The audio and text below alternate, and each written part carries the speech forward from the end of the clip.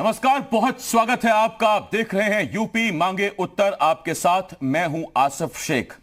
Corona के आंकड़े हर रोज डरावने होते जा रहे हैं। कोरोना से जान गंवाने वाले लोगों की संख्या बढ़ती जा रही है। आज देश भर में कोरोना के जो आंकड़े सामने आए उसने अब तक के सारे रिकॉर्ड तोड़ दिए। जैसे जैसे ये आंकड़े बढ़ रहे हैं, सरकारों की चिंता भी बढ़ती जा रही है।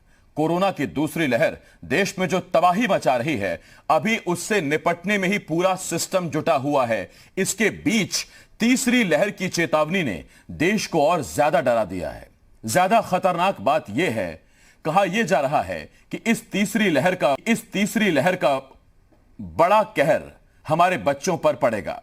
अगर चेतावनियों को गंभीरता से लें तो मतलब साफ है कि देश का बचपन अब इस महामारी की जद में आने वाला है।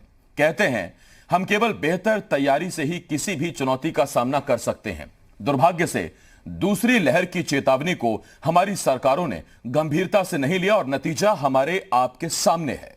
बहरहाल आज इस पर बात करेंगे कि अब हमारी गंभीरता और तैयारी किस स्तर की है। क्या हम अब जो चुनौती हमारे सामने है उसके लिए कोई दूरगामी रणनीति लेकर चल रहे हैं?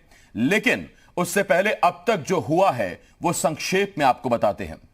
आज सुप्रीम कोर्ट में ऑक्सीजन की सप्लाई को लेकर सुनवाई हुई। आज प्रधानमंत्री मोदी ने कोरोना की रोकथाम को लेकर जो इंतजाम किए जा रहे हैं उसकी समीक्षा की। यूपी के लिहाज से देखें तो एक खतरनाक स्थिति यह बन रही है कि अब कोरोना गांव को भी अपनी चपेट में ले रहा है। वैसे आंकड़ों के लिहाज से कोरोना की स्थिति बाकी राज्यों के मुकाबले थोड़ा बेहतर दिखाई देती है। सारे देश में जहां कोरोना के मामले नए रिकॉर्ड बना रहे हैं, वहीं यूपी में ये आंकड़े अब घट रहे हैं, कम हो रहे हैं। ऐसा क्यों हो रहा है? इसकी क्या वजह है? क्या यह स्थायी है? क्या यूपी में हालात वाकई सुधर रहे हैं? चर्चा करेंगे, सवाल है जिनके जवाब जानने की कोशिश करेंगे। लेकिन उससे पहले आइए आपको कुछ फैक्ट्स दिखाते हैं, कुछ तथ्य दिखाते हैं। आइए जरा पिछले 24 घंटे में कोरोना का अपडेट आपको देते हैं। पिछले 24 घंटे में यूपी में 28,076 नए मामले सामने आए। इसमें 33,117 मरीजों ने कोरोना को मात दी, यानी कि कुल पॉजिटिव केस से ज्यादा लोग रिकवर हुए। कुल 2,41,403 कोविड टेस्ट किए गए। प्रदेश में अभी भी 2,54,118 एक्टिव केस हैं। होम आइसोलेशन में करीब करीब 2 करोड़ लोग हैं। 1,98,857, 1,34,30,000 लोगों को वैक्सीन का पहला टीका दिया जा चुका है। घरों में आइसोलेट मरीजों को ऑक्सीजन पहुंचाई जाए, ये सीएम योगी ने कहा है। देश भर में पिछले 24 घंटे के आंकड़े क्या हैं, आइए आपको यह भी बताते हैं। कोरोना के आंकड़ों ने देश भर में नया रिकॉर्ड बनाया। पिछले 24 घंटे में नए मरीजों का आंकड़ा 4,14,000 के पार पहुंच गया। 24 घंटे में कोरोना से होने वाली मौतों का आंकड़ा 3,915 रहा। 24 घंटे में कोरोना को 3,31,000 लोगों ने मात दी। 24 घंटे में देश में कोरोना का पॉजिटिविटी रेट 21% के पार रहा, करीब 14 राज्यों में।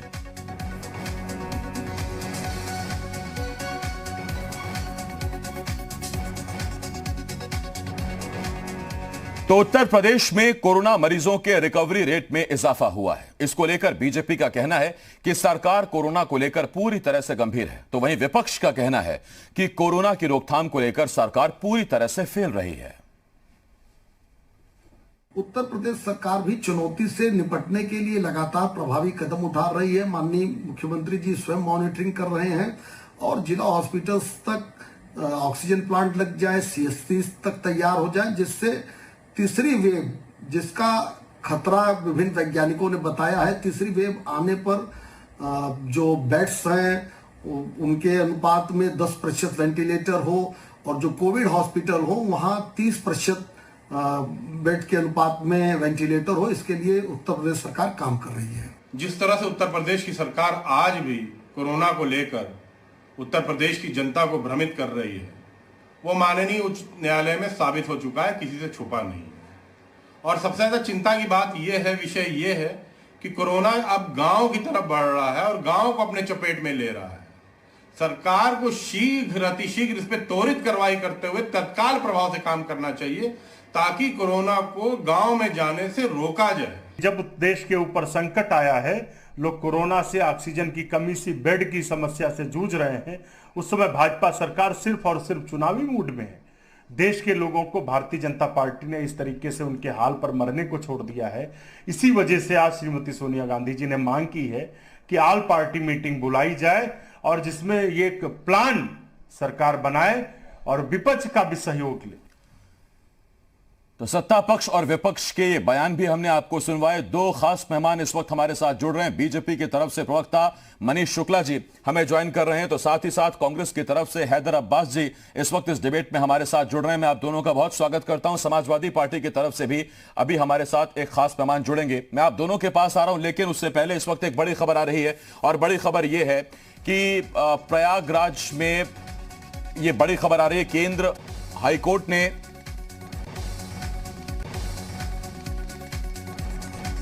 केंद्र और यूपी सरकार ने हाईकोर्ट में हलफनामा दाखिल किया है। हाईकोर्ट ने केंद्र यूपी सरकार से आगे की कार्रवाई की जानकारी मांगी है। कोर्ट ने स्वदेशी वैक्सीन की कमी के चलते विदेशों से वैक्सीन मंगाने का भी सुझाव दिया है। तो यह बड़ी खबर इस वक्त हम आपको बता रहे हैं। इलाहाबाद हाईकोर्ट ने कोविड के बढ़ते संक्रमण को लेकर दायर जनहित याचिका पर सुनवाई की।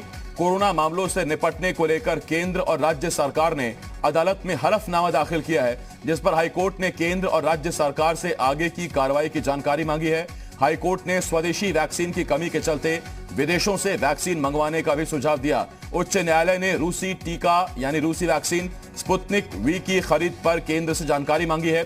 हाईकोर्ट में मेरठ के सरकारी अस्पताल में 5 मौतों के मामले में डीएम ने रिपोर्ट पेश की, लेकिन डीएम मेरठ की रिपोर्ट पर अदालत संतुष्ट नहीं हुई। डीएम से बेहतर हलफनामा मांगा गया है। हाईकोर्ट ने लखनऊ में हर्ष अस्पताल और सन अस्पताल के खिलाफ कार्रवाई की भी जानकारी मांगी है। इसके साथ ही स्टेट इलेक्शन कमीशन ने काउंटिंग के वीडियो फुटेज अदालत में पेश किए।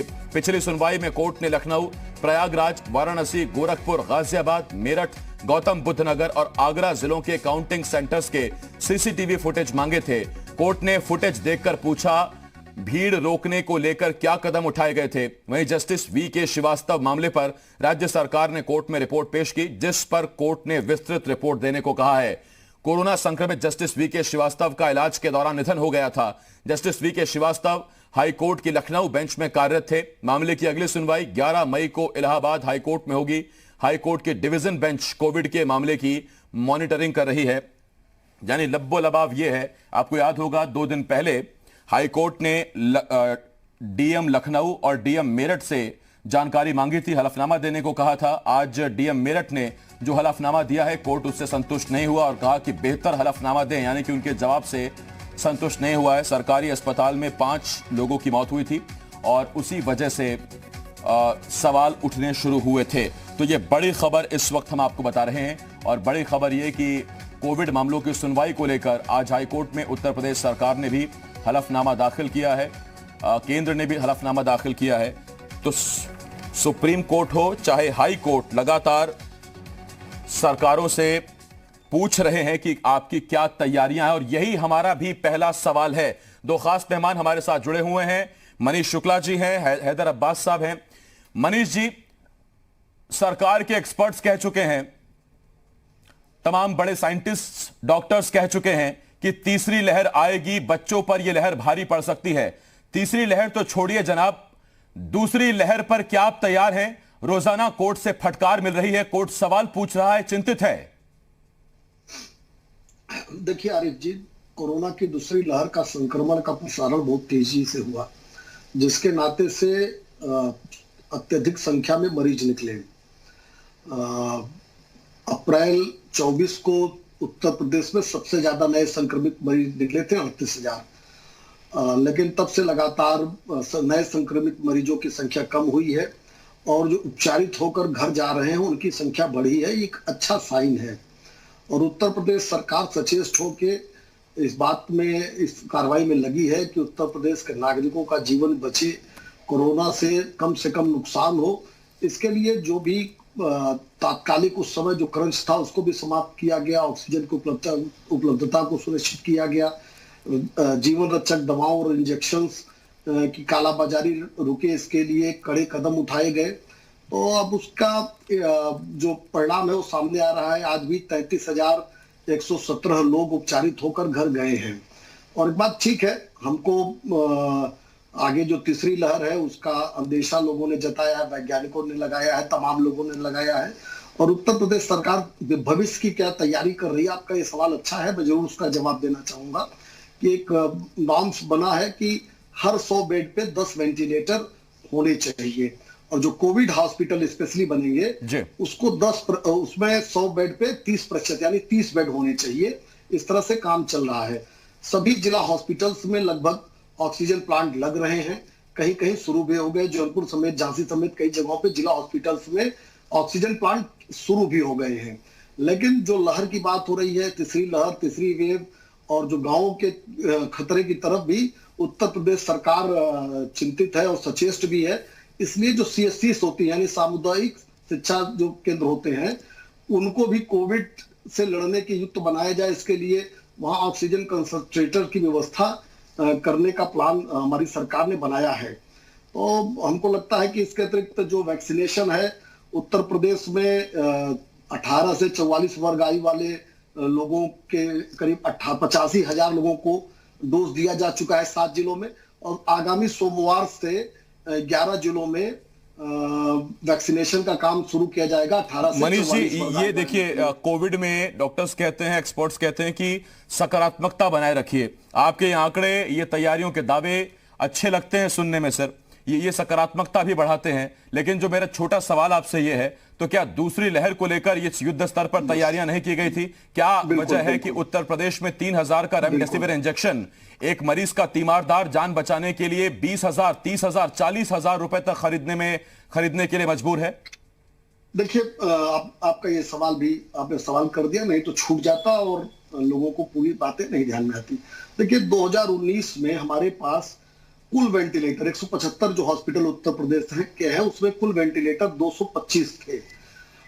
इस एक साल में जो कोविड का काल था 2020 का, उसके जस्ट पहले की बात मैं बता रहा हूं, उसको बढ़ा के आज जब कोविड ये शुरू हुआ, सेकेंड वेव जो शुरू हुई, तो 1619 बेड यानी 1300 से ज्यादा बेड एक साल में वेंटिलेटर के बढ़ाए गए थे, और 2500 bed medical ventilator bed medical कॉलेजों में बढ़ाए गए थे। यानी कुल मिला के करीब 4,000 के करीब बेड हमने इस पिछले एक साल में बढ़ाए थे, जो केवल 225 वेंटिलेटर हमारे पास थे। और आपको, अब मैं पीछे जाऊंगा तो लोग कहेंगे राजनीति हो रही है और हमको पिछली सरकारों पे अब दोष देने की कोई जरूरत फिलहाल आज के इस समय मैं नहीं समझता हूं। इसलिए हमको जो विरासत में 225 वेंटिलेटर मिला था, आज 1619 प्लस 2500 बेड, जिस दिन ये कोरोना की दूसरी वेव शुरू हुई थी, इस बीच में भी तमाम जगहों पे नए वेंटिलेटर जो केंद्र सरकार से मिले या उत्तर प्रदेश सरकार ने मुहैया कराए, उसके नाते से और भी बेड बढ़े हैं। उसकी एग्जैक्ट संख्या हम आपको अभी तुरंत नहीं बता सकते, लेकिन ढेर सारे बेड हमको केंद्र सरकार की सहायता से मिले और उत्तर प्रदेश सरकार ने बढ़ाए भी। ठीक, मनीष जी, मैं आता हूं इस पर आपके पास। हैदर अब्बास साहब कांग्रेस की तरफ से हमारे साथ जुड़े हुए और चर्चा में स्वागत करता हूं। मैं विवेक साइलस जी का समाजवादी पार्टी की तरफ से हमें ज्वाइन कर रहे हैं। विवेक जी, बहुत स्वागत है आपका इस चर्चा में। अब्बास जी, पहले मैं आपके पास आ रहा हूं, उसके बाद फिर विवेक जी मैं आपके पास आता हूं। अब्बास जी, सीधा सवाल मैं आपसे यही पूछना चाहता हूं, क्या ये तैयारियां आपको पर्याप्त नजर आती हैं? आपको लगता है कि तीसरी लहर से लड़ने के लिए ये तमाम दावे, ये तैयारियों के दावे पर्याप्त हैं? इससे हम कोरोना की तीसरी लहर को मात दे पाएंगे? जैसा कि अभी भाजपा के साथी कह रहे थे कि इतने वेंटिलेटर बढ़ा दिए, तो कल भाजपा की एक सांसद सुल्तानपुर में उन्होंने अपनी निधि से वेंटिलेटर लगाए, आज तक वो वेंटिलेटर चालू नहीं हो सके। ऐसे बहुत जगह की स्थिति है। आज अम्बेडकर नगर में एक महिला ने अस्पताल के बाहर दम तोड़ दिया, भर्ती तक नहीं हो पाई, ऑक्सीजन तक नहीं मिल पाए। तो ये ज़मीनी धरातल की स्थिति है, ये पूरे प्रदेश में हो रहा है। इन्होंने टेस्टिंग, आप समझ लीजिए, पहले इन्होंने मौत के झूठे आंकड़े दिखाए, उसके बाद इन्होंने जो है आपका जो संक्रमित लोग हैं उनके झूठे आंकड़े दिखाए, अब टेस्टिंग के भी झूठे आंकड़े आ रहे हैं। नोएडा की खबर है, आप देखिए कि पोर्टल पे ज़्यादा आंकड़े डाले गए हैं टेस्टिंग के, और जो सरकारी आंकड़े हैं वो अलग हैं। तो इस तरह की चीज़ें आ रही हैं। लेकिन अब बात होगी कि आगे सरकार को क्या करना चाहिए। तो सबसे पहले जो वैक्सीनेशन है उसके लिए सुप्रीम कोर्ट ने भी मांगा था। आज हमारे पार्टी के नेता आदरणीय सोनिया गांधी जी ने भी कहा कि एक आप जो आपका प्लान है वैक्सीनेशन का, वो हम सबके साथ साझा करिए ताकि हम सब भी उसमें सहयोग कर सकें। तो पहली चीज़ तो हम लोग होगा, साइंटिस्ट इस बारे में रिसर्च करें कि क्या उस वैक्सीन को अपडेट करना पड़ेगा, क्योंकि अब जो ट्रिपल म्यूटेंट, डबल म्यूटेंट आ रहे हैं, तो क्या ये वैक्सीन जो अभी लग रही है वो पर्याप्त है आगे वाले म्यूटेंट के लिए? इसके बाद और क्या क्या म्यूटेंट आ सकते हैं, इसके बाद और क्या क्या स्ट्रेन आ सकते हैं, उस पर सरकार को जेनोम टेक्निक के द्वारा जो है उस पर भी इनको बहुत ही शोध कराना चाहिए, बहुत ही गहरे स्तर से, ताकि जनता ये चीज़ के लिए समझ सके और सरकार भी अपनी तैयारियां कर सके। अभी की जो तैयारियां हुई, जो सरकार ने काम किया, वो सबके सामने है, कुछ छुपा नहीं है। देखिए, कुछ सच को झूठ कहने से झूठ नहीं हो जाएगा, उसके बारे में मैं बात भी नहीं करना चाहता हूँ। अब ये समय है कि देखिए हम लोग आगे की तैयारी और मजबूत कर लें, वो ज़्यादा महत्वपूर्ण है। सेकेंड फेज में कैसी स्थिति है सबके सामने है, किसी से नहीं छुपा है पूरे देश की स्थिति। जी ठीक, मैं बस जिस पर आता हूँ आपके पास। और देखिए, ये फेसबुक के जरिए से भी, बाकी सोशल मीडिया के जरिए से भी लोग सवाल पूछ रहे हैं। वो सवाल भी हम अपनी चर्चा में शामिल करेंगे। मैं वो सवाल भी पूछूंगा। वो सवाल अब्बास साहब के लिए भी हैं, विवेक जी के लिए भी हैं, मनीष जी के लिए हैं। वो सवाल मैं पूछूंगा, लेकिन उससे पहले विवेक जी आपसे मेरा एक सवाल। और विवेक जी, मेरा सवाल आपसे यही है, वेंटिलेटर्स जितने यूपी में मौजूद थे वो उस वक्त की स्थितियों के हिसाब से क्या काफी थे, क्योंकि पिछली सरकार आपकी थी, और अभी जो वेंटिलेटर्स की संख्या इन हालातों में नजर आ रही है या जिनके दावे किए जा रहे हैं, क्या वो पर्याप्त हैं इस महामारी से लड़ने के लिए? देखिए, भारतीय जनता पार्टी की चाहे केंद्र की सरकार हो, चाहे उत्तर प्रदेश की सरकार हो, उनके पास पर्याप्त समय था और उनको पता था कि आगे क्या होने। लेकिन दुख की बात यह है कि जिस तरह से आज भी उत्तर प्रदेश की सरकार कोविड-19 को लेकर प्रदेश की जनता में भ्रम फैला रही है, ये दुखद है। वो अपनी विफलता छुपा रही है। और ये समाजवादी पार्टी या विपक्ष नहीं कह रहा है जनाब, ये तो इलाहाबाद उच्च न्यायालय ने कह दिया, लाइव पोल खोल दी उत्तर प्रदेश सरकार की। किस तरह से ऑक्सीजन सिलेंडर्स, ऑक्सीमीटर्स और दवाइयों में कमी है, ये बात तो उच्च न्यायालय, इलाहाबाद माननीय उच्च न्यायालय ने खुद लोगों के सामने उठा के रख दी। देखिए, समाजवादी पार्टी और संपूर्ण विपक्ष हमेशा मांग करता रहा, जब पिछले साल टीम 11 बनी थी तो उसमें एक भी एक्सपर्ट डॉक्टर नहीं था। लेकिन कम से कम सरकार अब जागी है। 4 मई को जाके अभी कुछ दिन, 3 दिन पहले जाके उन्होंने एक टास्क फोर्स का गठन किया, जिसमें कुछ डॉक्टर सलाहकार और एक्सपर्ट रखे। ये कुछ ठीक बात है। इसकी मांग विपक्ष पिछले 14 महीने से कर रहा था कि अगर आपको टीम 11 बनानी है तो उसमें आप एक्सपर्ट डॉक्टर रखिए, और ऐसे आईएएस मत रखिए जो आप मुख्यमंत्री जी की मीटिंग में बैठ के वीडियो गेम खेलते हुए पकड़े गए थे, देखे गए थे। और जिस तरह से पिछले साल पूरे उत्तर प्रदेश में भ्रष्टाचार हुआ था, इसी कोरोना काल में 12-12 हजार की पीपीई किट बची थी, मास्क, ऑक्सीमीटर में भ्रष्टाचार हुआ था, किससे छुपा हुआ है? आज भी एम्बुलेंस और ऑक्सीजन सिलेंडर चाहे सरकार कोई भी दावा कर ली। और सबसे ज्यादा दुख की बात यह है कि आज कोरोना जो है वो गांव में जा रहा है। हिंदुस्तान के सबसे बड़े चैनल ने अभी 1 घंटे पहले खुलासा किया है कि हमीरपुर में लोग यमुना नदी में लाशों को फेंक रहे हैं। जलाने के लिए उनके पास ना लकड़ी है, ना संसाधन है। हिंदुस्तान के सबसे बड़े चैनल ने इसको अभी लाइव दिखाया है 1 घंटे पहले। तो ये हाल है। तो हम किस तरह से इसको मान लें कि जो सरकार आंकड़ा पेश कर रही है, दे रही है, वो सच है? आज आप देख लीजिए, चाहे विपक्ष के लोग हों, पूर्व सांसद हों, विधायक हों, या भारतीय जनता पार्टी के अपने विधायक हों, मंत्री हों, कौन बचा हुआ है?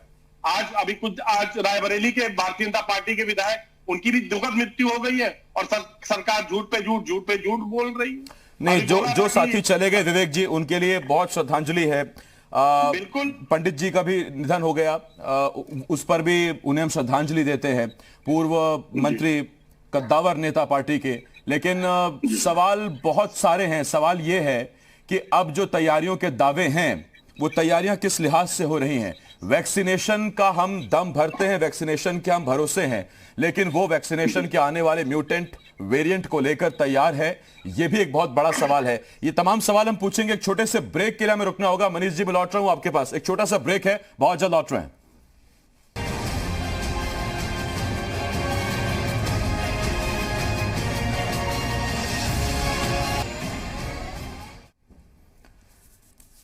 ब्रेक के बाद हाजिर है। यूपी मांगे उत्तर देख रहे हैं आप, और यूपी मांगे उत्तर में आज हम बात कर रहे हैं एक्सपर्ट्स और डॉक्टर्स की उस चेतावनी की जिसके मुताबिक देश में तीसरी लहर कोरोना की आएगी।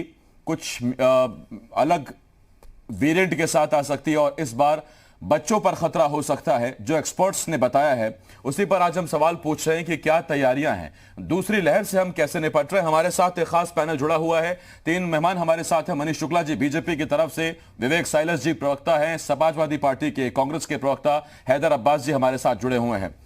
मैं मनीष जी आपके पास आ रहा हूं। और मनीष जी, कोर्ट बार बार चेता रहा है कि ऑक्सीजन आम आदमी का अधिकार है, ऑक्सीजन दिलाई जाए, वरना फिर सख्ती के लिए मजबूर ना करें। आपके अपने नेता गुहार लगा रहे हैं, बेबसी लाचारी दिखा रहे हैं। कानपुर के सांसद पचौरी साहब, इसके अलावा लखीमपुर खीरी के विधायक लोकेंद्र प्रताप सिंह कह रहे हैं गांव तक कोरोना पहुंच गया है, लोग हमारी आंखों के सामने मर रहे हैं, हम कुछ नहीं कर पा रहे हैं। मुख्यमंत्री से गुहार लगा रहे हैं। इन हालातों को, इन बयानों को हम सच माने या आपके दावों को सच माने? नहीं, देखिए, 2 चीजें हैं। आज भी उत्तर प्रदेश में 28,076 लोग पॉजिटिव निकले हैं, तो इसका मतलब उत्तर प्रदेश से ही निकले हैं। और जो चुन के आए हैं जनप्रतिनिधि हैं, उनके पास ये अधिकार है, उनके क्षेत्र के लिए कोई भी मांग कर सकते हैं। और गांव में कोरोना जा रहा है और गांव के लिए उत्तर प्रदेश सरकार सचेत है, इसलिए गांव में मोबाइल वैन के द्वारा लक्ष्य बना के 10 लाख एंटीजन टेस्ट कराने सरकार जा रही है, जिससे अगर कोई पॉजिटिव है तो उसको तत्काल उसका उपचार उसको मिल सके और जो उसके नाते से उसके जीवन खतरे में न पड़े। यानी जो मांग है विधायकों की, उसके अनुसार सरकार ने निर्णय लिया। आपने भी खबर चलाई है कि मोबाइल वैन के द्वारा 10 लाख एंटीजन का टेस्ट का लक्ष्य दिया गया है कि तत्काल गांव में शुरू किया जाए, स्पेशली गांव। मनीष जी, बहुत अच्छी बात कही। मैं इस पर सवाल पूछ रहा हूं आपसे। जब कोई नेता पॉजिटिव होता है, जब कोई विधायक पॉजिटिव होता है, तो पहले वो RT-PCR कराता है, डबल श्योर के लिए खुद का CT स्कैन भी करवाता है, और आम आदमी के लिए रैपिड एंटीजन। नहीं, ये बात ठीक नहीं है। एंटीजन तत्काल, एंटीजन की रिपोर्ट तुरंत मिलती है। अगर किसी के अंदर शुरुआती लक्षण होगा, एंटीजन रिपोर्ट में पॉजिटिव हो आएगा, तो उसकी तुरंत उपचार शुरू हो पाएगी। RT-PCR 24 घंटे बाद या 36 घंटे बाद आ रही है रिपोर्ट। तो इसलिए ये किया जा रहा है। इसको नेताओं और आम आदमी में बांटने की आवश्यकता नहीं है। वैक्सीनेशन पे 1-2 सवाल अभी आपने ब्रेक के पहले उठाया था, और कोई साथी कह रहे थे कि म्यूटेशन, जो नया म्यूटेशन है, उसके लिए वैक्सीनेशन कारगर है कि नहीं है। मेरा ये मानना है कि टीवी चैनलों पे पॉलिटिकल व्यक्ति, हम या जो दोनों और लोग बैठे हैं या आप भी, हम लोग कोई वैज्ञानिक नहीं है। तो म्यूटेशन के लिए वैक्सीनेशन लाभदायक है या नहीं है, ये वैज्ञानिकों के द्वारा चर्चा कराई जानी चाहिए। हम लोगों ने जो सुना है विभिन्न जगहों पे, जो मीडिया रिपोर्ट्स है, उसके हवाले से जो देखा है, उसके अनुसार जो वैक्सीन है, जो स्वदेशी दोनों वैक्सीन है, वो नए म्यूटेशन भी कारगर है, ऐसा हमने देखा है। लेकिन उसकी चर्चा चैनलों पे करके हम कुछ बोले, दूसरा कुछ बोले, और उस पे एक बहस नहीं, मैं मनीष जी आपकी इस बात से सहमत हूं कि चूंकि ये टेक्निकल एस्पेक्ट है इस पहलू का, तो इस पर टेक्निकल, अगर टेक्नीशियंस ही और एक्सपर्ट ही अगर चर्चा करें तो बेहतर है। मैं आपसे अब वो सवाल पूछता हूं मनीष जी, जिसका जवाब देश जानना चाहता है, उत्तर प्रदेश जानना चाहता है, अब्बास जी और साइलस जी भी जानना चाहते हैं। सवाल मेरा आपसे यह है, राजस्थान के स्वास्थ्य मंत्री ने आज एक बड़ा आरोप लगाया है।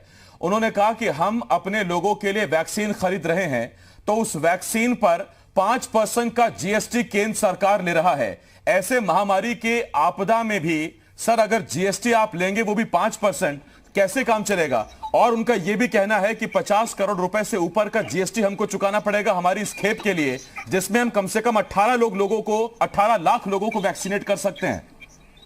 देखिए, अब उनके स्वास्थ्य मंत्री का ये आरोप है, और तथ्य की इस बारे में GST लिया जा रहा है कि नहीं लिया जा रहा है, इसकी जानकारी मुझे एग्जैक्ट नहीं है। इसलिए मुझे, मेरी मर्यादा के विरुद्ध होगा कि मैं आरोप पे इस समय जवाब दूं। लेकिन वैक्सीनेशन का जहां तक सवाल है, एक अच्छी आज साइन है कि जो 18 से 44 वर्ग आयु का जो शुरू हुआ है, उसमें जो वेस्टेज है वैक्सीन का, वो 0.11% रह गया है उत्तर प्रदेश में। जबकि जो शुरुआती वैक्सीनेशन हुई थी, उसमें वैक्सीन की वेस्टेज बहुत हुई थी। कारण क्या था, उस पर जाएंगे तो राजनीति शुरू हो जाएगी। तमाम लोगों ने भ्रम की स्थिति पैदा की थी। यही महाराष्ट्र था, शुरू में वैक्सीन नहीं लगाने की वकालत किया करता था। तो हमको लगता है कि ये जो उनका स्पेसिफिक आरोप है, इस पे जानकारी लेके ही बोलना ठीक होगा। लेकिन केंद्र सरकार और जब हमारे वैज्ञानिकों ने वैक्सीन बनाई, तो तमाम लोगों ने उस अभियान को हतोत्साहित करने के लिए तमाम बयान दिए ठीक, थे। मनीष जी मैं आ रहा हूं आज पर आपके जिसका पास, नुकसान लेकिन हुआ। इतना जरूर है कि हाँ, आपने पहले ठीक कहा था कि म्यूटेशन के लिए, वेरिएंट के लिए वैक्सीन कारगर है कि नहीं, ये टेक्निकल बताएंगे, एक्सपर्ट्स बताएंगे। लेकिन जब मैंने आपसे जीएसटी का सवाल पूछा तो आपने कहा कि अभी आपको जानकारी नहीं है। ठीक है, आपको जानकारी नहीं होगी सर, लेकिन अगर इस पर जीएसटी लिया जा रहा है तो केंद्र को इस पर जरूर सोचा जाना चाहिए। हैदर अब्बास जी मैं आपके पास आ रहा हूं। वैक्सीनेशन को लेकर बहुत मारामारी है, कई सवाल खड़े हो रहे हैं। छत्तीसगढ़ में 18 साल से ऊपर के लोगों को वैक्सीन लगाई जाए, उस पर राज्य सरकार ने एक तरह का आरक्षण लागू कर दिया कि केवल अंत्योदय गरीब लोगों को पहले वैक्सीनेशन लगाया जाएगा। छत्तीसगढ़ हाईकोर्ट ने जब डांट लगाई, फटकार लगाई, तो उसके बाद अब वैक्सीनेशन ही बंद कर दिया गया। नतीजा वहां सियासत शुरू हो गई है। वैक्सीन को लेकर ये इतना पसुपेश क्यों है? आम आदमी का अधिकार क्यों नहीं है वैक्सीनेशन? राज्य सरकारें, केंद्र सरकार क्यों नहीं तय कर पा रहे हैं? देखिए, पहली बात तो ये है कि मैंने सुझाव दिया था सरकार को, जिसको इन्होंने दूसरे ढंग से लिया कि इसको वैक्सीन को नए म्यूटेंट के हिसाब से अपडेशन, ये सब जगह आ चुका है, कोई नई बात नहीं है। आजकल ये सब चीज़ें आम पब्लिक डोमेन में हैं, ठीक है, ये मैंने सुझाव दिया था। दूसरी बात कि वैक्सीन की सप्लाई चेन सरकार मेंटेन नहीं कर पा रही है। क्यों नहीं आपने मुफ्त में वैक्सीन दिया? जब हम गरीब थे तब हमने और दवाइयों के मुफ्त में टीके दिए। आज इतनी महत्वपूर्ण बीमारी है जिसकी वजह से पूरा देश चरमराया हुआ है, उसके लिए आप मुफ्त में टीका सरकार क्यों नहीं दे पा रही है? हमारी देश की बनाई हुई वैक्सीन, आप स्वदेशी वैक्सीन जो इंडिया में डेवलप हो रही है, वो हमारे यहाँ सबसे महंगी क्यों थी? आप बताइए। फिर आपके पास अपना महल बनाने के तो 13,500 करोड़ रुपए हैं, मगर वैक्सीन लगाने के लिए आपको पैसा चाहिए। तो इस तरह की चीजें नहीं होनी चाहिए। ये एक चीज है। दूसरी चीज, दूसरा जनदेश को जो है, जो लड़ाई लड़नी है, वो उन गरीबों के लिए लड़नी है सरकार को, जो आप देखिए लॉकडाउन की स्थिति में देश जा रहा है, आपने उसे ढकेला है, अब आप उसे रोक नहीं सकते हैं। तो लॉकडाउन की स्थिति में जो गरीब हैं हमारे नागरिक, उनके यहाँ चूल्हा जल जाए, इसके लिए हमने 6,000 रुपए प्रतिमाह मांग करी है। तो ये मांग भी सरकार को माननी चाहिए। जब आप 13,500 करोड़ का अपना घर बना सकते हैं, तो 6,000 गरीबों के घर में चूल्हा जल जाए, इसके लिए भी आप दे सकते हैं। मुझे पूरी उम्मीद है आपसे। और जहां तक अभी इन्होंने एक और बात करी कि इन्होंने इतने अस्पताल बनाए, तो असलियत में धरातल पे तो कोई अस्पताल नहीं दिख रहे हैं। कितने बेड आपने बढ़ा दिए? 1,000 बेड बढ़ा दिए, 2,000 बेड बढ़ा दिए आपने, कितने बेड बढ़ा दिए? क्या उतने उपयोगी होंगे जिस हिसाब से बढ़ रहा है वायरस? क्या आप ये बताइए, पिछले 1 साल में आपने ऑक्सीजन प्लांट देश भर में क्यों नहीं लगाया? ऑक्सीजन की वजह सबसे ज्यादा प्रदेश में मौतें हुई हैं। आप समझिए, लखनऊ का मैं एक उदाहरण दूं, एक निजी अस्पताल ने, एक university, medical college integral university ने 1 महीने के अंदर ऑक्सीजन प्लांट लगा दिया। 15 दिन हो गए हैं, माननीय प्रधानमंत्री जी ने मन की बात में कहा कि 550 ऑक्सीजन प्लांट लगे थे। मेरा सवाल ये, आज तक वो ऑक्सीजन प्लांट कहाँ है? जब एक निजी अस्पताल अपने सीमित संसाधनों से 1 महीने के अंदर ऑक्सीजन प्लांट लगा सकता है, तो सरकार जो बहुत बड़ी, आप समझ लीजिए कि इतना पावरफुल है, ऑलमाइटी है, वो क्यों नहीं अभी तक ऑक्सीजन? मनीष जी मैं आता हूं आपके पास, पहले आप सुनिए। आज दिक्कत, हाँ मैं आता हूं आपके पास, पहले आप सुन लीजिए। भ्रम पैदा कर रहे हैं। और कब तक आप लगाएंगे उसकी डेडलाइन भी आप दे दीजिएगा मुझे, इसी देश की जनता को। 20,000 लीटर कैपेसिटी का ऑक्सीजन प्लांट 3 दिन में पीजीआई में लगाया गया। मैंने अभी एग्जाम्पल दिया कि जौनपुर समेत कई जिलों में ऑक्सीजन प्लांट शुरू हो गए, कुछ जगह काम चल रहा है, तो भ्रम मत पैदा कीजिए। दूसरा, मैंने वेंटिलेटर की बात की थी, बेड्स की बात नहीं की थी कि जो 2,500 प्लस 1,319 पड़े थे।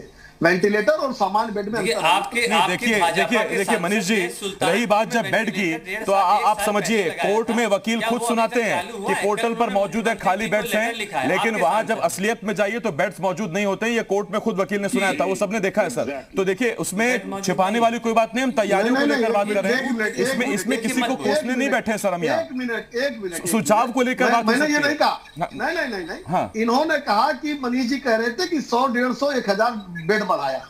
मैंने बेड नहीं, वेंटिलेटर की बात की थी कि 19 के बाद इतना वेंटिलेटर 1 साल में बढ़ाया था। सर देखिए, अगर बेड होगा, वेंटिलेटर नहीं होगा तब भी काम नहीं चलेगा। वेंटिलेटर होगा, ऑक्सीजन होगा, बेड नहीं होगा तब भी काम नहीं चलेगा। वेंटिलेटर भी होगा, बेड नहीं होगा, ऑक्सीजन नहीं होगा तब भी काम नहीं चलेगा। तो उसमें वर्गीकरण करने की आवश्यकता नहीं। जीवन बचाने के लिए सभी चीज जरूरी है। मैं मनीष जी लौट रहा हूँ आपके पास। Manish ji 1 minute, Manish ji 1 minute, Manish ji 1 minute, 1 minute, Abbas जी 1 मिनट, आपके सांसद ने, अब्बास जी 1 मिनट, अब्बास जी 1 मिनट, विवेक जी मैं आपके पास आ रहा हूँ। कोर्ट का मैं दूंगा। विवेक जी, मेरा सीधा सवाल आपसे ये, टैक्स पेयर टैक्स चुका रहा है। मनीष जी 1 मिनट सुनिए, 1 मिनट सुनिए। देखिए सर, फिर इससे संदेश जाएगा कि आप सवाल नहीं सुनना चाहते हैं, चर्चा को आप डिरेल कर रहे हैं। तो मैं आपसे रिक्वेस्ट कर रहा हूं, प्लीज 1 मिनट चुप रहिए। रहे सर। डिरेल तो आप लोग कर रहे हैं। नहीं, एक मिनट डिरेल तो आप कर रहे हैं अपने डिबेट को। मैंने तो अभी तक एक बार भी कुछ नहीं बीच में बोला। तो मनीष जी, फिर आप क्यों बोल रहे हैं बीच में जब मैं आपको रोक रहा हूं? मैं यहाँ डिरेल करने नहीं बैठा, मैं इसलिए बैठा हूं कि मुद्दा पटरी पर रहे, उस पर यहाँ वहां की बात नहीं करेंगे। मनीष जी एक मिनट, विवेक जी मैं आपके पास आ रहा हूं। विवेक जी, टैक्स पेयर्स टैक्स चुका रहा है। जब से कोरोना महामारी आई, पेट्रोल की कीमतें देखिए आप कहां जा रही हैं। 2 तारीख को नतीजे आए और उसके बाद 4 तारीख से लगातार चौथा दिन है जब पेट्रोल डीजल की कीमतें बढ़ रही हैं। आज यूपी में 89 रुपए से ऊपर पेट्रोल है। जीएसटी लेने का दावा कर रहे हैं राजस्थान के स्वास्थ्य मंत्री। पैसा कमाए जा रहे हैं, लेकिन सर लगाइए भी तो सही, वो दिखना भी तो चाहिए। जी बिल्कुल आसिफ भाई, बिल्कुल आप एकदम बात सही कह रहे हैं। अब 5% जीएसटी वैक्सीन के बारे में राजस्थान के मंत्री जी ने कहा। ठीक है, अच्छा है। अरे शुक्ला जी शांत हो जाओ, झूठ नहीं विवेक जी, आप अपनी बात पूरी कीजिए। मैं देख लूंगा, वो आप बात पूरी कीजिए। मनीष जी से मैं पूछूंगा, आप अपनी बात पूरी कीजिए। जी देखिए, 5% जीएसटी की बात की जो वैक्सीन पे, मुझे पता नहीं है, लेकिन मुझे एक बात जरूर पता है आसिफ जी कि सैनिटाइजर पे ये सरकार 18% जीएसटी ले रही है।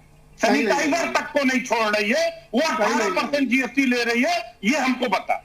और जिस हिसाब से आप चल रहे हैं ना, अभी आपको 3 साल लग जाएंगे पूरे हिंदुस्तान को वैक्सीनेट करने में। आपको 1 अरब 80 करोड़ वैक्सीन चाहिए हिंदुस्तान को वैक्सीनेट करने के लिए, आपको पता है कि नहीं? लेकिन आप क्या कर रहे हैं?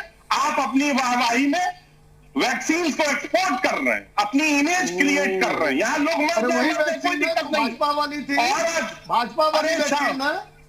क्यों भी अखिलेश यादव ने जो कहा था भाजपा वाली वैक्सीन, बिल्कुल सही कहा था, जिससे लोग नहीं तो विवेक जी मनीष जी एक मिनट विवेक जी, इसका मतलब अगर ये आज भी वैक्सीन भाजपा की है तो क्या सपा के नेता वैक्सीन अभी भी नहीं लगवाएंगे? देखिए, अखिलेश जी ने जो कहा था वो ये कहा था कि ये भ्रष्टाचार से लिप्त वैक्सीन है। आपने देखा नहीं उत्तर प्रदेश में लोग कुत्तों की वैक्सीन लगा दी 3-3 महिलाओं को। यही भारतीय जनता पार्टी की सरकार में इनके डॉक्टरों ने। अच्छा विवेक जी, एक सवाल का जवाब दीजिए। विवेक जी, एक सवाल का जवाब दीजिए। सर, आप कह रहे हैं कि सरकार तैयार नहीं थी, सरकार ने तैयारी नहीं की, सरकार की नाकामी है। अगर आप जानते थे कि सरकार की तैयारियां नहीं हैं तो फिर कम से कम आपको अपने स्तर पर सावधानियां बरतनी चाहिए थी। पंचायत चुनाव में, प्रचार में, जीत के बाद जश्न में कोई कसर तो आपकी तरफ से भी नहीं छूटी सर। देखिए, पहली बार तो मैं आपको बता दूं, हमारे सांसद जो राज्यसभा में है रामगोपाल जी ने इस बात की मांग की थी, रामगोपाल यादव जी ने, कि इस चुनाव को तत्काल रोका जाए, और आज ही शिक्षक, अरे यार पहले मनीष शुक्ला रामगोपाल जी ने मांग की थी। एक मिनट मनीष जी, एक मिनट। विवेक जी, मनीष जी ने पूछा है, आपने कहा मांग की थी, वो पूछ रहे हैं किससे मांग की थी, बता दीजिए किससे मांग की थी? किससे मांग की थी? अथॉरिटीज से मांग की थी। कौन से बोर्ड से, चुनाव आयोग से, कौन से अथॉरिटी से? उन्होंने ट्वीट करके कहा। चलिए ठीक है विवेक जी मान लीजिए आपने मांग की भी थी। विवेक जी मान लीजिए। मनीष जी एक मिनट, मनीष जी प्लीज नहीं, एक मिनट मनीष जी एक मिनट। विवेक जी मान लीजिए आपने मांग की थी लेकिन वो मांग नहीं मानी गई, तो इसका मतलब ये कि अगर आपकी मांग नहीं मानी गई और चुनाव हुआ तो उसमें इतना बढ़ चढ़ के आप आएंगे, बिल्कुल आम चुनावों की तरह आप पूरी ताकत लगाएंगे, जबकि आप जानते हैं कि कोरोना किस स्तर पर है। और ये सवाल मैं विवेक जी आपको पूछ जरूर रहा हूं, लेकिन ये सवाल उतना ही मनीष जी से भी है, आपसे भी है, तुम तमाम सियासी दलों से है जो इस चुनाव में पूरी ताकत के साथ कूदे, जिन्होंने भीड़ जमा की, जिन्होंने सोशल डिस्टेंसिंग तोड़ी, जिन्होंने मास्क नहीं पहने। देखिए, समाजवादी पार्टी शुरू से पहले चाहती थी चुनाव ना हो, लेकिन जब चुनाव हुआ तो हमारी मजबूरी थी लड़ना हमारी मजबूरी थी। हम चुनाव छोड़ तो नहीं सकते थे ना, किसी ने नहीं छोड़ा, चाहे कांग्रेस हो चाहे भारतीय जनता पार्टी हो। वो अलग बात है कि उत्तर प्रदेश की जनता ने भारतीय जनता पार्टी को पंचायत चुनाव में धूल चटा दी। ठीक, मैं विवेक जी पर लौट रहा हूं आपके पास। मथुरा हो, विवेक जी आता हूं मैं आपके पास, या अयोध्या हो, विवेक जी आता हूं, के मुंह पिटा के चला आता हूं आपके पास, हैदर जी आपके पास आ रहा हूं। अब्बास साहब, सीधा मेरा सवाल यह है कि हम दूसरी लहर में अभी किन हालातों से जूझ रहे हैं। देखिए सर, दावे तैयारियां वो अलग चीज है, हम तो जो आंखों के सामने देख पा रहे हैं, लोगों के व्हाट्सएप स्टेटस देख पा रहे हैं कि रेमडेसिविर चाहिए, प्लीज हेल्प। हमको प्लाज्मा चाहिए, प्लीज हेल्प, ऑक्सीजन चाहिए, प्लीज हेल्प। हम तो उनको देखते हैं। आंकड़े अलग हो सकते हैं, सही हो सकते हैं, गलत हो सकते हैं, अलग चीज है। अब्बास जी, मेरा सीधा सवाल आपसे ये है, तीसरी लहर में जब एक्सपर्ट्स दावा कर रहे हैं कि बच्चे जद में आएंगे, अभी हम 18 से 44 वालों को पूरे उत्तर प्रदेश में तमाम जिलों में, और सिर्फ उत्तर प्रदेश में नहीं पूरे देश में इस वक्त हम 18 से 44 साल के लोगों को अभी तक वैक्सीनेट नहीं कर पा रहे हैं, उस रफ्तार से नहीं बढ़ पा रहे हैं। बच्चों की वैक्सीनेशन कोर्ट ने कहा है विचार कीजिए, अभी फिलहाल उस पर आपको कोई संभावना भी नजर आती है? नहीं, मैं पहली चीज़ तो ये, आपने बहुत अच्छा विषय उठाया है आज, और इस विषय में कोई डिबेट का मतलब ही नहीं है। सब लोग आपकी बात से सहमत है, सिवाय भाजपा के साथी गलती अपनी बात मान। हालांकि मैं भी कोई एग्रेसिव बात नहीं कर रहा हूं, मैं उनको कुछ सुझाव दे रहा हूं, तो उसको भी वो नकारात्मक दृष्टि से ले रहे हैं। जहां तक कि 18 से कम वर्ष के बच्चों के लिए वैक्सीन का सवाल है, तो अभी तक WHO किसी ने कहा तक नहीं है कि 18 से कम के बच्चे और प्रेग्नेंट महिलाओं के लिए उपयुक्त ही नहीं है। अभी कोई वैक्सीन शायद बनी ही नहीं है दुनिया में, अब उसके लिए काम चल रहा है शायद, तो वो आ पाना तो बहुत मुश्किल है कि अभी कुछ हाल फिलहाल में आ पाएगा। अभी तक हम अपने 135 करोड़ लोगों को वैक्सीनेट नहीं कर पा रहे हैं, बड़ों को, वयस्कों को नहीं कर पा रहे हैं, तो बच्चों पे जाना है तो बात का सवाल है, विषय है, ठीक है। लेकिन अब आप समझिए कि हम सिर्फ तभी बच सकते हैं जब हम अपने बच्चों को, अपने बुजुर्गों को सेफ रख पाएं, अपने घरों तक रख पाएं, और उसके लिए सरकार को चाहिए कि उन घरों को मदद करे, उन लोगों को राशन पहुंचाए, उनको आर्थिक सहायता दे जो मजबूर है, जिनका चूल्हा नहीं जल सकता। ये हमारा सबसे पहला सवाल है, देखिए। और जहां तक वैक्सीन का सवाल है, तो इस पे मुझे लग रहा है दुनिया भर के साइंटिस्ट शोध कर रहे हैं, और बहुत जल्द शायद हमें बच्चों के लिए भी वैक्सीन मिले। अब्बास जी, आपकी बातें सुन के अच्छा लग रहा है सर कि कम से कम आप श्योर हैं इन चीजों को लेकर, आप सुझाव दे रहे हैं। लेकिन कांग्रेस पार्टी आला कमान क्यों इतना कंफ्यूज है? पहले जब मोदी सरकार ने लॉकडाउन लगाया तब सवाल ये उठा था, लॉकडाउन क्यों लगा दिया, देश क्यों बंद कर दिया, गरीब को कैसे रोटी मिलेगी। आज खुद आपके नेता लॉकडाउन मांग रहे हैं। जब मोदी सरकार लॉकडाउन लगाए तो गलत, आप लॉकडाउन मांगे तो ठीक, समझाएंगे जरा? देखिए, मैं आपको एक चीज़ बताना चाहता हूँ। लॉकडाउन जो है, मैं आपको बहुत थोड़ा समय दूंगा मैं। देखिए, जब मोदी सरकार ने लॉकडाउन लगाया तो लॉकडाउन से जो है बीमारी रुक नहीं गई, संक्रमण रुक नहीं गया, वो सिर्फ डिले हुआ, ठीक है। तो लॉकडाउन का विरोध किया, लॉकडाउन, उन्होंने कहा कि आप लॉकडाउन लगा रहे थे तो पहले आप जो हमारे जो मजदूर थे उनको आप पहुंचाते। जब हमारे मजदूर पैदल आ रहे थे, ट्रेनों से कट के जो है निकल रहे थे, तब हमारे प्रधानमंत्री जी ने 8,500 करोड़ का जहाज खरीदा, जिसकी 1 घंटे में 1 करोड़ 30 लाख खर्चा आ रहा है, ठीक है। ये इसका विरोध किया हमारी सरकार ने। आज राहुल जी ने कहा मजबूरी है लॉकडाउन, इसलिए लॉकडाउन लगाना पड़ा। लेकिन उससे पहले आप सरकार ये देखे कि आप लोगों की EMI माफ करें, आप लोगों के किराए माफ करें मकानों के, आप स्कूलों की फीस माफ करें, बिजली का बिल मांगे। लॉकडाउन के दौरान बिजली का बिल दुगना आया है लोगों का। तो सरकार लूट का धंधा मचा दिया है। ऐसे आपदा में अवसर अगर जनता कर रही है, लोग कर रहे हैं, कुछ घिनौने लोग आपदा में अवसर, तो सरकार भी आपदा को अवसर बनाने में पूरे प्रदेश से ऐसी खबरें आ रही हैं सर। अब्बास जी, जहां मैंने सवाल पूछा था मनीष जी से कि रेमडेसिविर 3,000 का है, 40,000 का बिक रहा है, ऑक्सीजन सिलेंडर की कालाबाजारी हो रही है, गाजियाबाद में यूज दस्तानों को धोकर उसे फिर से पैक किया जा रहा था। ये हैवान है लोग जो इस आपदा में भी पैसा कमाने की कोशिश कर रहे हैं। मनीष जी, मैं आपके पास आ रहा हूं। मनीष जी, एक आम आदमी, विवेक जी एक मिनट, मनीष जी, एक आम आदमी ये नहीं समझ पा रहा कि पूरी दुनिया में इस वक्त आप बस प्लान दे दें हमें। हाँ अब्बास जी, एक मिनट। मनीष जी, एक आम आदमी ये नहीं समझ पा रहा कि पूरी दुनिया में जब पेट्रोलियम की कंजम्पशन कम हुई है, लोग या तो वर्क फ्रॉम होम कर रहे हैं या कम बाहर निकल रहे हैं, कैसे हो सकता है कि अंतर्राष्ट्रीय बाजार में पेट्रोल की कीमत बढ़ती चली जाए, पेट्रोलियम की कीमत बढ़ती चले जाए। देश में पिछले 4 दिनों से लगातार पेट्रोल की कीमतें बढ़ रही हैं। यूपी में 89 रुपए से ऊपर पेट्रोल पहुंच गया है। आप निजी संस्थाओं को ताकीद करते हैं, उनको आदेश देते हैं कि स्कूलों को आप कहते हैं सिर्फ ट्यूशन फीस लीजिए, लेकिन जो चीजें आपके कंट्रोल में, कम से कम जनता को वहां तो राहत दीजिए। देखिए, 2-3 जवाब मैं देना चाहता हूँ तो आपके इस सवाल का। दूसरा, समाजवादी पार्टी ने चुनाव से संबंधित 1-2 गलत आंकड़े रखे तो उसका मैं जवाब देना चाहता हूँ। तो एक तो पहले मैं आपके सवाल का जवाब दे देता हूँ, लेकिन मुझे अवसर दीजिएगा समाजवादी पार्टी के झूठ का भी जवाब देने के लिए। देखिए, जीएसटी सभी चीजों से खत्म कर देनी चाहिए, ऐसा आपका भी कहना है एंकर महोदय, और इन दोनों लोग का भी कहना है। सभी चीजों का तो नहीं कहा मैंने, आपने चूंकि मेरा नाम लिया है मनीष जी, इसलिए मैं आपको टोक रहा हूं, वरना मैं आपको टोकता नहीं। सभी चीजों से नहीं, महामारी में इस वक्त जो चीजें आवश्यक हैं उनसे सर। बिल्कुल। जीएसटी पे आपने सवाल खड़ा कर दिया जी। पेट्रोल के दाम बढ़ने नहीं चाहिए। सरकार किसी भी प्रकार का कोई कर न ले, ऐसा सभी की मंशा है। सबको अच्छा लगता है कर न लगे, साथ साथ सरकार सबको अनाज भी पहुंचा दे, सबको 6,000 रुपया भी दे दे, सरकार लॉकडाउन भी लगा दे, सरकार वैक्सीन भी फ्री कर दे, सरकार दवाएं भी फ्री कर दे। तो ये क्या हमको लगता है कि ये सवाल केवल खड़ा करने के लिए आप लोग डिबेट कर रहे हैं। आप ही कोई मैकेनिज्म बताइए अब्बास भाई, अरे ये एंकर महोदय, कि बिना कोई भी कहीं से बिना इनकम कोई आए, आपके घर में कोई इनकम ना आ रही हो, आप आस पड़ोस अपने घर सबको खिलाते रहे पिलाते रहे, साल 2 साल 4 साल तक ये ऐसा कोई संभव कोई मैकेनिज्म हो तो आप बता दीजिए आसिफ भाई। ठीक, आपने जब एंकर महोदय करके संबोधित किया है तो इसका जवाब मैं दूंगा, विवेक जी आप नहीं। आपसे जब सवाल पूछा जाएगा विवेक जी आप तब देंगे। आपने मुझसे सवाल पूछा मनीष जी, मैं सीधा आपको जवाब देता हूं। जो भी मेरी तनख्वाह है, मैं किसी पर दबाव बनाकर अपनी तनख्वाह नहीं बढ़ाता। पहली बात, मेरी तनख्वाह उतनी ही बढ़ती है जितने मेरे साथियों की। दूसरा, मेरी तनख्वाह बढ़ाना मेरे बस में नहीं, लेकिन पेट्रोल डीजल की कीमतें बढ़ाना आपके बस में है। जीएसटी किस पर कितना लगाना ये आपके बस में है। मनीष जी आपने मुझसे सवाल पूछा, मैंने आपको जवाब दिया, आप सुन लीजिए। आप मेरे सवाल का जवाब नहीं दे रहे। हमने तो कहा आपके पास कोई इनकम ना हो।